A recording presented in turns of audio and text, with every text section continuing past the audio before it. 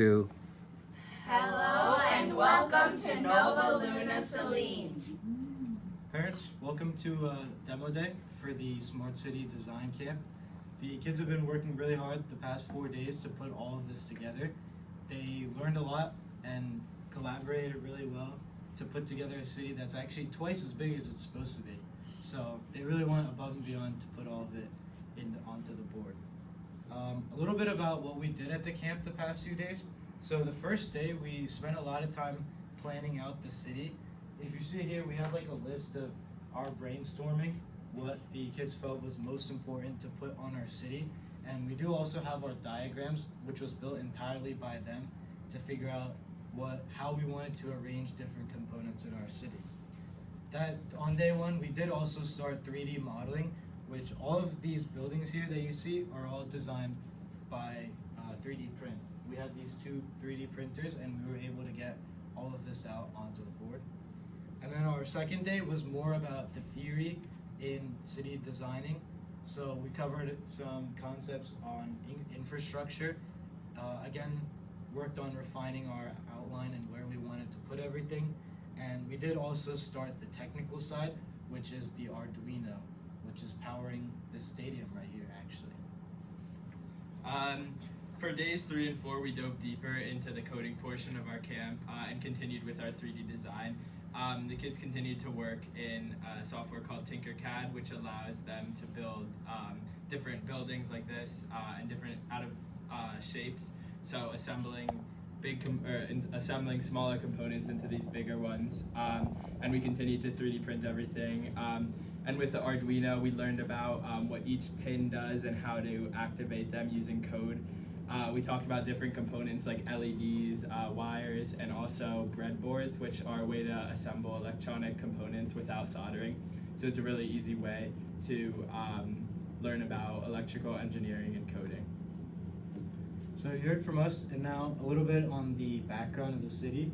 Grant's going to tell us the origin story of how it came to be. In World War II, people were trying to make a doomsday device called the sundial. They never made it, but someone else secretly did. And when people found out, they threw it into space, and it made a huge hole in the moon where we live now. Now Jaden's going to tell you about the naming process, how we came to this final idea for the name. So at first our city was on the earth and we were thinking about names like Hood City and Magnium, but then somebody said that we could do our city on the moon. So we thought of names like New Moon and Crescent Isles, but we all chose Nova Luna Celine. We each got to choose what we would like to work on the city, from main buildings like the stadium to tiny parts like the road. Also, like some of us picked one area, like example the hospital, or some other people worked on the stadium, like the restaurants. But we all worked on small parts on the board, like drawings, like the roads and the grass and the trees, and also like we put down this thing for a garden, which was actually just a scrap that we found in there. So now we'll get to hear from each of the city's engineers on what they contributed to the city, starting with John. Hi, I'm John. I was the urban city planner and was responsible to make the 3 restaurants. We have the sushi, we have ice cream parlor, and we have a pizza place. Each of the restaurants are spread out across the city so they are accessible to the public. I was also responsible for the clock tower and the launch pad, which was not printed, so we drew it down. The clock tower is over by the stadium and the launch pad is here by the rocket. The launch pad is for the rocket, so we can go back to Earth and get supplies. The clock tower is just so everyone knows what time it is. As urban city planner, I was responsible for choosing the layouts. On the board behind you, on the right is the original draft. The left is what we are gonna do. But on the main city board we have now, It is not like either of those. I helped work on the roads, and I also helped, and all of us helped with the gardens. Next up is Jonathan. Alright, hello. My name is Jonathan, and I was the sports commissioner, and I helped with most of the code for the city. As you can see, I built the stadium and, well, the parking garage to accompany it. Well, the reason for the stadium being in such a central area was due to the fact, well, people want to see their events and sports games, right? So, well, of course, it got to be in the center where everybody can access it. And the parking garage, well, that's got to be obvious. If you don't got a parking garage next to a stadium, you don't know what will happen. And then launch pad, right? So I saw that the parking garage was going to be somewhere next to the stadium. So I was thinking, where could it be that's possibly accessible? Near the hospital, or like on this side, but then I saw there was a launch pad.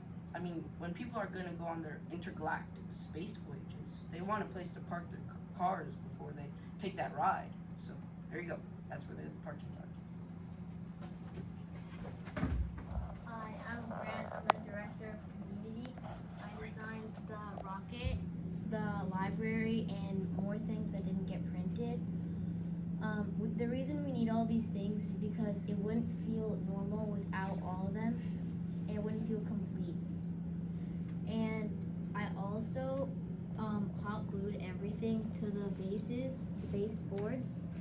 And the reason that the rocket is placed directly not in front of everyone is due to the heat and noise. My name is Jaden, and I was the commissioner of urban life. I created the hospital and urgent care, the mall, the housing, and I also created the fuel tanks. We need the mall and the urgent care so that if somebody gets sick or hurt, they can go there to get healed and feel better. I created the mall because we don't have any other stores where you can go to buy necessities. I created the fuel tanks for the rocket so that if it needs to go somewhere, or if somebody needs to go somewhere inside the rocket has fuel. I also helped create the roads and put down some of the garden. Hi, I'm Anira. I was the director of the business buildings. I made the 2 offices, the hotel, but I also made the jungle gym. Since the tennis court, we didn't have time to 3D print. I drew it down. I also helped a little with the roads and putting the lights on the buildings. The reason we need is offices so people can work, and the hotel so people can stay. Like the tennis court and the jungle gym, so everyone can have fun. So a little more insight in how the city was actually built. John's gonna tell us about how a 3D printer works.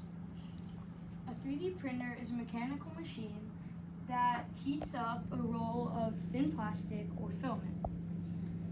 The filament goes through, once heated up, the filament comes out of the nozzle onto a bed, which is a thin metal plate attached to the machine. You upload a code to the printer, and the chip and motherboard process it, and then they tell the nozzle where to place down the filament according to what you send. And then Jonathan will tell us about the electric side of the city, the Arduino. Alright, so as you can see, the stadium is powered by these lights. Well, not powered, it's brightened up by the lights. And I designed most of the lights and stuff with the help of Josh over here. And it's no bias that it's on the stadium. It's because everyone agreed for it to be on the stadium, by the way. And the code is Arduino. It's a variation of the coding language C++. I'm not sure if you guys know about that, but just being lit up is not the only feature of the stadium. We added a little thing that if you put your hand in front of this sensor here, it'll go on and go off. So that's pretty cool. And should I explain more about it? You want to talk about how the ultrasonic sensor works? And your code. with like the sound waves? Oh yeah, so basically the ultrasonic center is like expels like sound waves, and then when it after like a couple microseconds it'll take them back in, and if there are any disruptions or anything like that, it'll just do the command that was told. And yeah. So that pretty much sums up what the kids did throughout this week, as at least for working on the city. Beyond that, we also did tech talks, which were kind of practice for our final presentation. Everyone got to choose a technical topic of their choice, and they did a brief presentation on them. All of the kids made very nice slideshows, and they were able to convey what they learned very well. And we were also able to do a lot of offline activities, different like code-based games, as well as even getting outside, getting some sunlight. Fortunately, the weather was nice the past few days. But that's pretty much it for the Smart City Design Camp.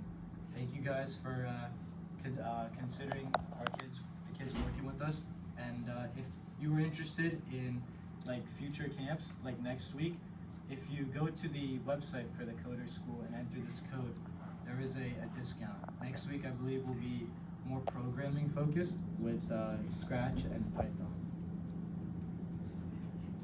But yeah, that's about it. Great job. Well done.